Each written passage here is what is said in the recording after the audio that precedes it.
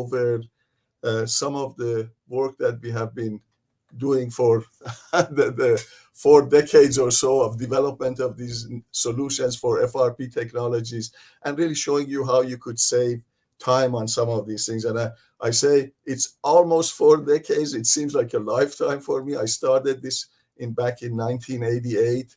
So it's to be exact for you engineers, it's 36, 7 years, but it's close to 4 decades. So I'll go through quickly these 4 different sets of products that we have developed, and you'll see that how the evolution of these has taken place and how all of these can be useful in your applications.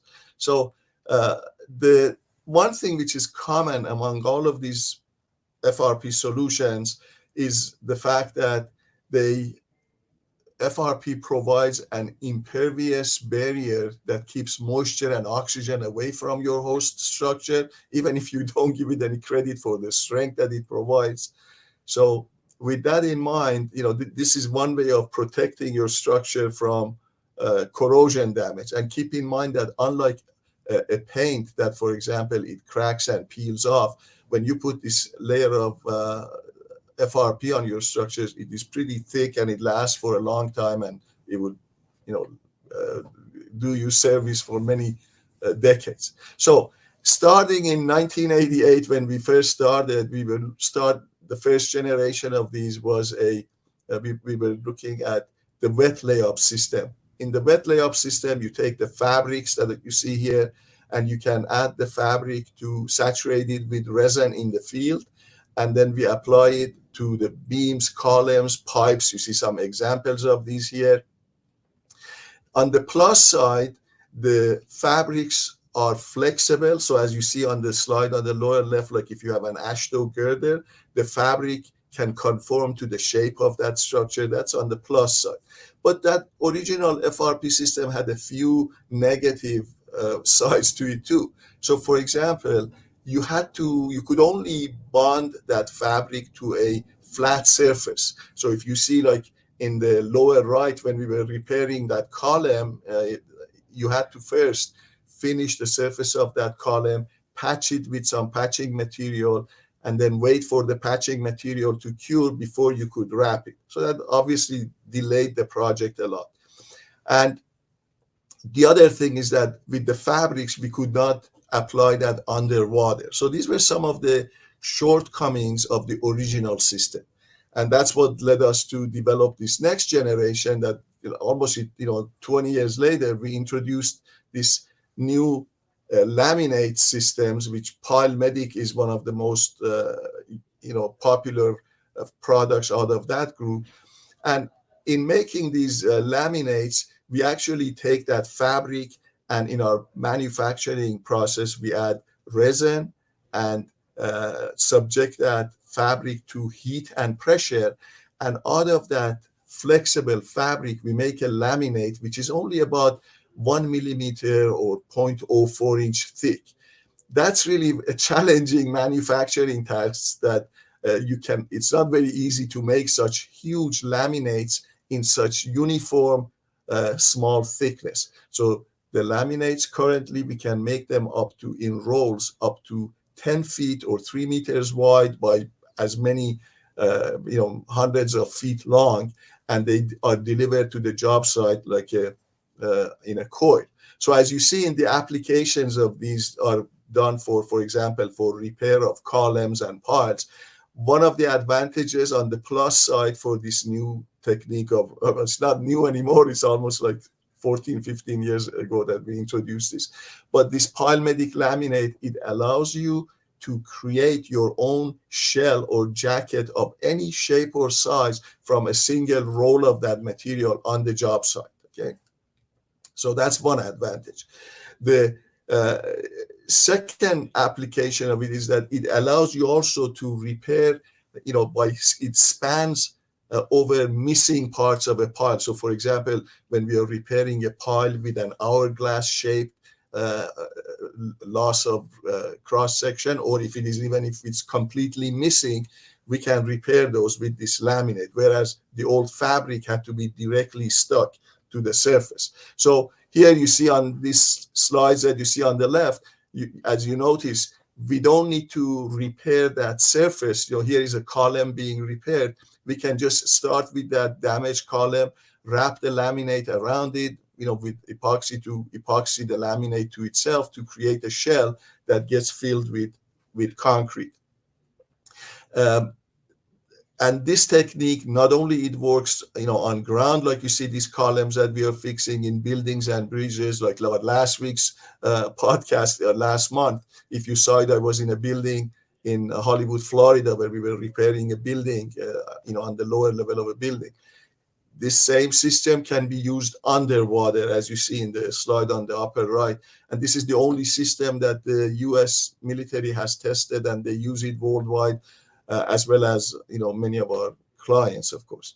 So it protects against corrosion, and as I was saying before, it allows you to span across. If you have a missing section, for example, like these timber piles or steel piles that we repair sometimes, and there's a section missing, you can repair it with this technique by wrapping the laminate around it. So this is actually one of the applications of this. I want to show you that when we talk about this eliminating surface preparation, it's really a big deal. So look at this project. It is in an industrial plant in the Midwest. And I just want to share with you that look at how difficult it would be to repair a column like that, where you have so much pipes and other members around it, and you have to then patch that. Now watch this animation, that how quickly this column can be repaired with almost no surface preparation. So here is the original column.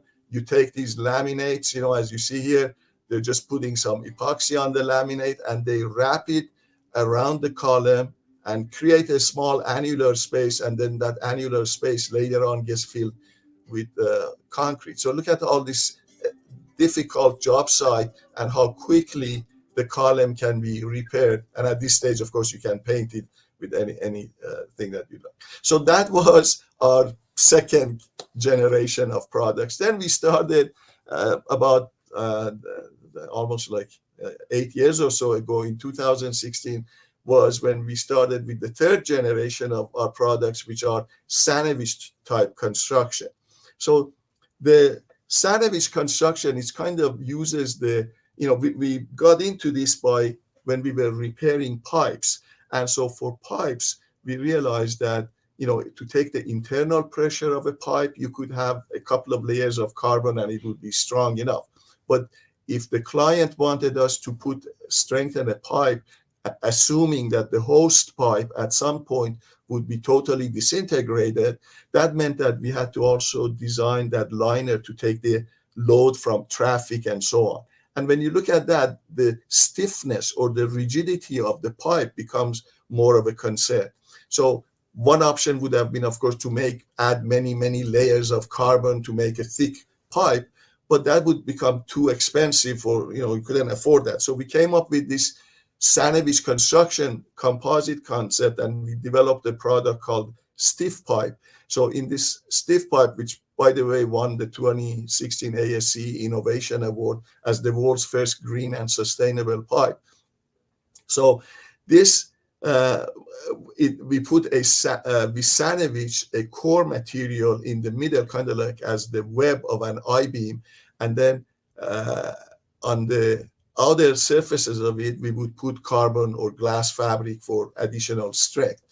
With this technique, we have done a lot of projects using Stiff Pipe, including this one that I showed you here. This is the world's largest pipe, made with a diameter of 16 feet.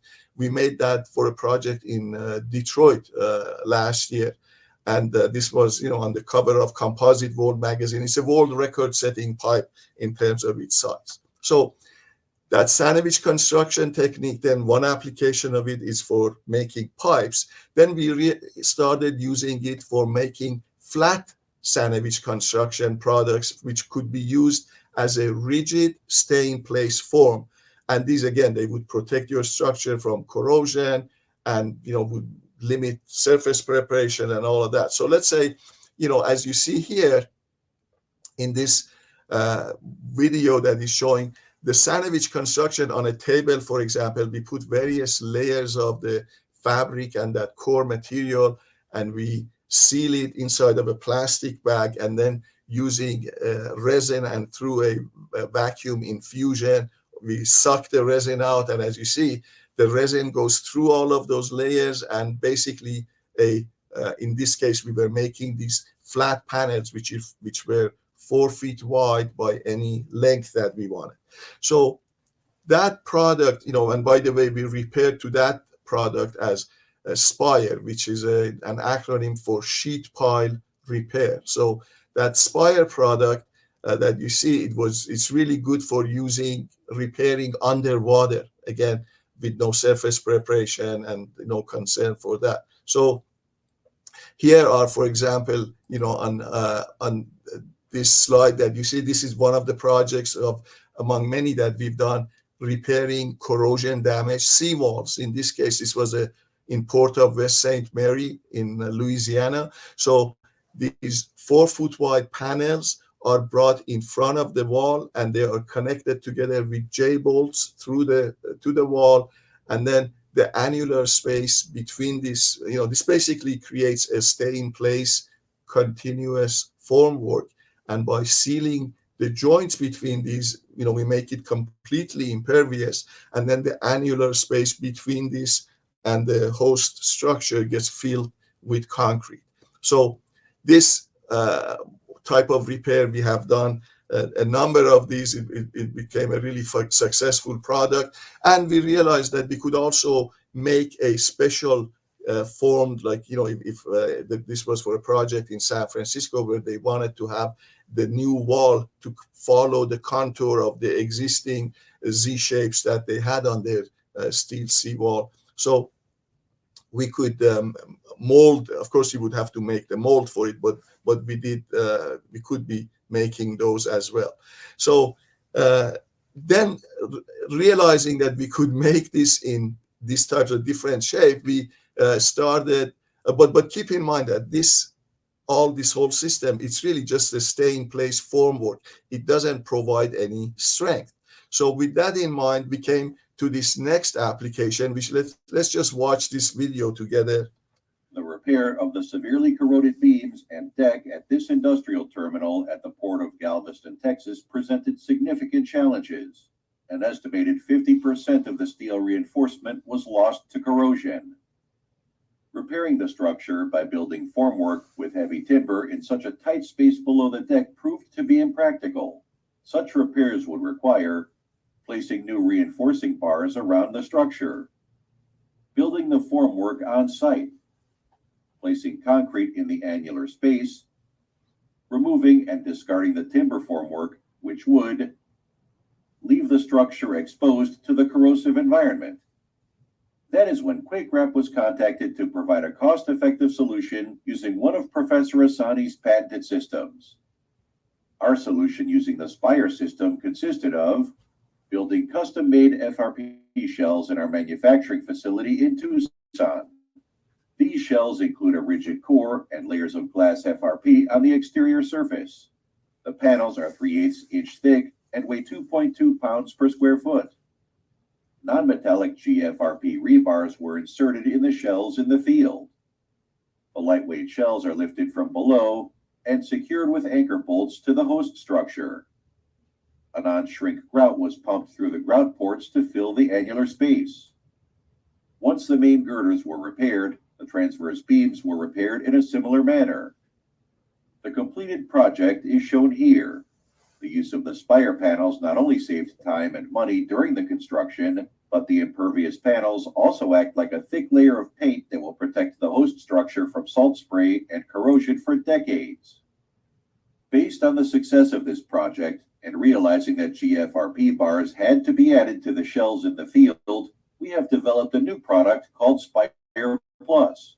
These panels have all the benefits of the original SPIRE panels, plus they have built-in reinforcing bars in the shape of T-profiles.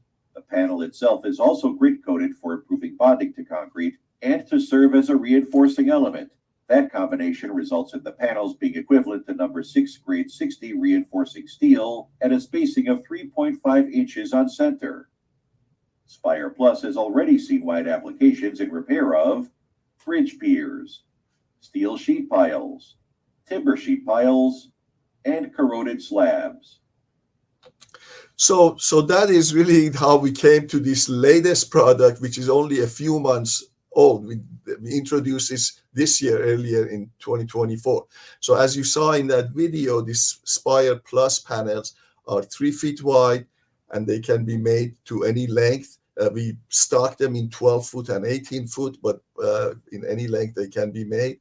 And the T-profiles act as built-in reinforcing bars, and the whole thing is grit coated for better bonding to concrete. So we did some testing of these, as you can see here, made some beams with this.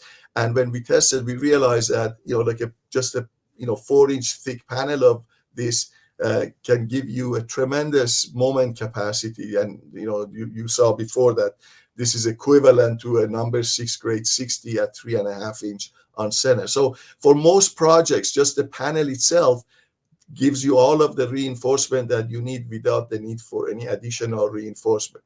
You really need virtually no surface prep, because this it is preferred that you bond this to a rough surface, and we can use anchor bolts. We design anchor bolts for shear transfer if needed, and it can be used for repairs above or below water, just equally. So here are some examples of a seawall project that we are doing right now in Florida. We had a podcast from this a couple of months ago. This is severely corroded, as you can see, through the wall. This one was that bridge that was mentioned in North Dakota. It was completed just a month ago. And this one is another project in Queens, New York, where a timber bulkhead or seawall is being repaired. And these panels, again, they go in front of it and anchor to the host timber wall, and then the annular space is grouted. So I just wanted you to see that how in this relatively short period of time, so many projects are already starting to use this. And perhaps the biggest of these is a project that just was awarded last month. And in this project in Groton, Connecticut, will be all of these seawalls. It's 1,800 feet of seawall by 18 feet tall. Everything highlighted in yellow will be retrofitted with this Spire Plus system. And then, here is this example, what I was telling you about, a slab. So this slab actually comes from the same plant where you saw the column that was being wrapped and repaired with our PileMedic. The slab is about 25 feet above the floor. And you can imagine, with all of the pipes and stuff that is hanging in there, how difficult it would be to patch that concrete and try to then, put any kind of reinforcing fabric on it. In our case right now, these panels of Spire Plus can be lifted easily and bolted together on the underside of the slab with a distance of a couple of inches, and then that space is filled with concrete, and very quickly you can strengthen that. That same system can be used to strengthen if you have a bridge, for example. You can apply make these panels into a box shape, the shape of your girder, and without spending much time to repair or patch the surface, you can lift these up, bolt them in place, pour your concrete in here, and in one shot you have your stay-in-place formwork, your reinforcing material is in it, and your waterproofing membrane all built in. And another application of this, maybe we won't have much time to go through this, but is for rising sea levels. And you can put these along an existing seawall and put another group of panels in front of it. And then the whole thing can get, it can be, you basically create a sandwich and pour concrete in there. I think maybe, in the interest of time, I won't go over the slide there, but it's in case you have some questions to answer. But I thought I'd let you know, if any of you are interested in maybe coming. I travel a lot, so here are some of my upcoming events, and maybe if you are in that area, we would love you to come here and visit us by the booth or have a beer together. Next week I will be in Bremerton, Washington for a marine show, October 10th and 11th. The following week after that, I'll be at the conference for the Mexico Department of Transportation in Querétaro, where they're using this PileMedic for approving it for all of the Mexican government-owned ports and piers. We've already done that for private industry in Mexico, but this is for the government. The week after that, I'll be in Denver at the ICRI, or International Concrete Repair Institute trade show, for a couple of weeks. In the first week of November, I'll be at the ACI convention in Philadelphia. We'll have a booth there as well. And then finally in December, early part of December, we'll be in Nashville at the Docks Expo, which is a marine show, before I head out to China, where we have just opened our Quakewrap Asia office in China. So one of the other things that we do offer, I give these virtual lunch and learns to engineering firms. If you have, especially if you have a medium or large size office where you have a few of your colleagues can gather together, I'd be happy to arrange one of these for you. Here, if you would like to scan this, this will take you, you can email me with that scan, and then we can set up a time convenient for all of us. And let me show you another thing that we do in the one more product that we have. This is just very briefly, it's we had a $1.2 million grant from U.S. Department of Transportation PHMSA program, which is for pipelines for hazardous material administration.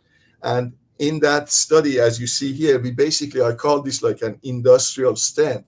So this is a quick animation of how this system works, that we can take the laminate, we wrap it around this packer, and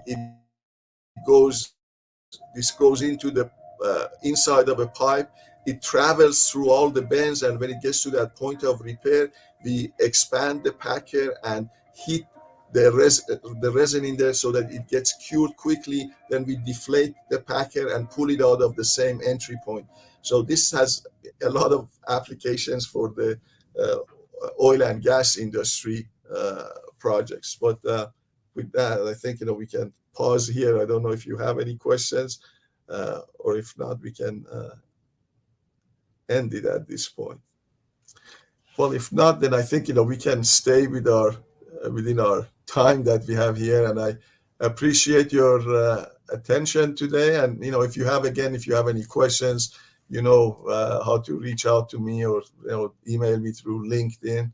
And wish you a great day, and look forward to teaming up with you on some of your future projects. Thank you.